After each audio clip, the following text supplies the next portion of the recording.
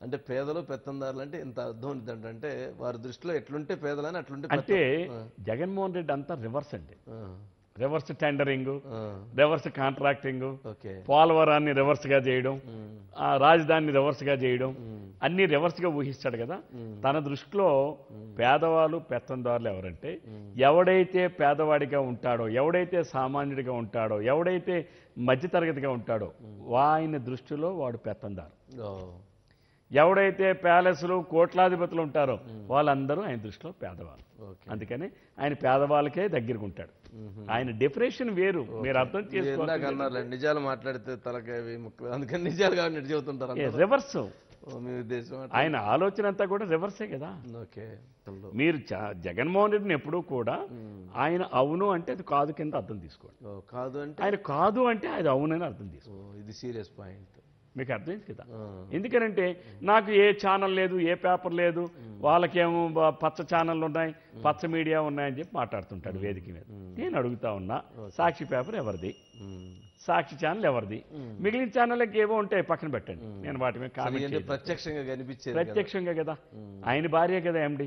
మరి భారతీరెడ్డి గారు ఏమవుతారు కదా. తన పేరు మీద లేదనే ఉద్దేశం. అంటే భార్య భారతీరెడ్డి గారికి మరి ఏమవుతారు? ఈయన భార్యాభర్త భార్యాభర్తలే కదా. సగమే కదా. మరి అయితే మరి భారతీరెడ్డి గారు, మరి జగన్మోహన్ రెడ్డి గారు మాటలను బట్టి మరి ఆవిడ కూడా భార్య అని ఎలాగంటాం?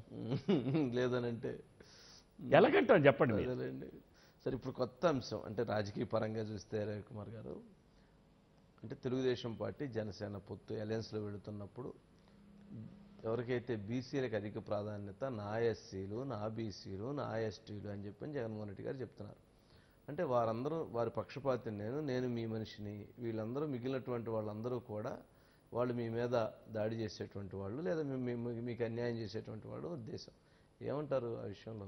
ఆడవారి మాటలకు అర్థాలే వేర్లే అన్నట్టుగా పూర్వం అదే చెప్పారు. అలాగా జగన్మోహన్ రెడ్డి మాటలకు అర్థాలు చాలా వేరు. అవునంటే కాదనలే, కాదంటే అవుననిలే. ఇప్పుడే ఉంది కదా, ఉంది. అదే ఆయన పందా. ఓకే. జగన్మోహన్ రెడ్డి గారి పందా ఏంటంటే, మీరు కాకపోతే చూసుకోండి, మీరు అనలైజ్ చేసుకోండి. ఎవరైనా సరే, నా ఎస్సీ ఏ ఎస్సీని ఆయన బతకనిచ్చాడండి? నా ఎస్సీలు అయితే ఇన్ని హత్యలు ఎందుకు అయ్యాయండి? ఇన్ని అగత్యాలు ఎందుకు జరిగాయండి? ఇన్ని రేపులు ఎందుకు జరిగాయండి? ఇన్ని మర్డర్లు ఎందుకు జరిగాయండి?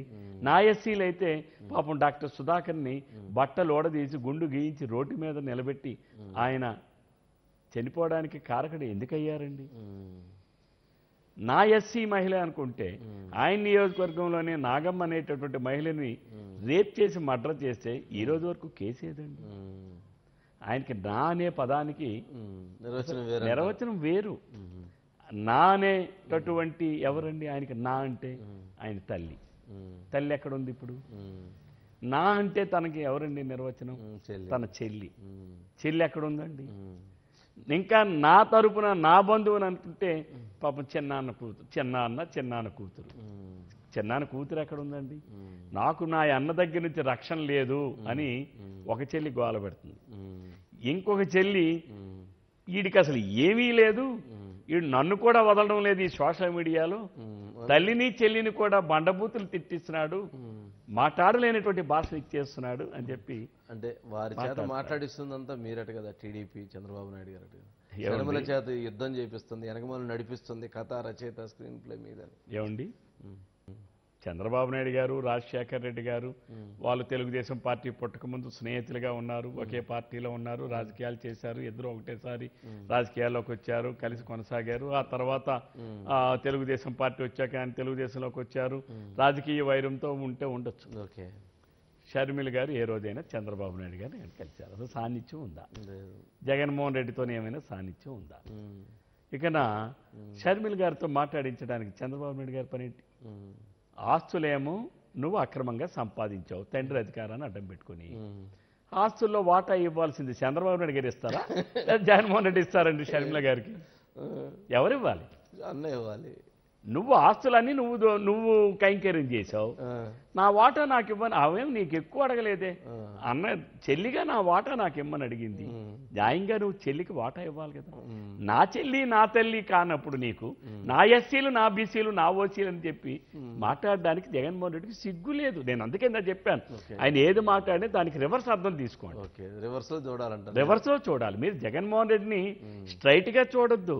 జగన్మోహన్ రెడ్డి అనే వ్యక్తిని కానీ, జగన్మోహన్ రెడ్డి వాడే భాషను కానీ, జగన్మోహన్ రెడ్డి ఆడే మాటను కానీ మీరు రివర్స్ లోనే చూడండి.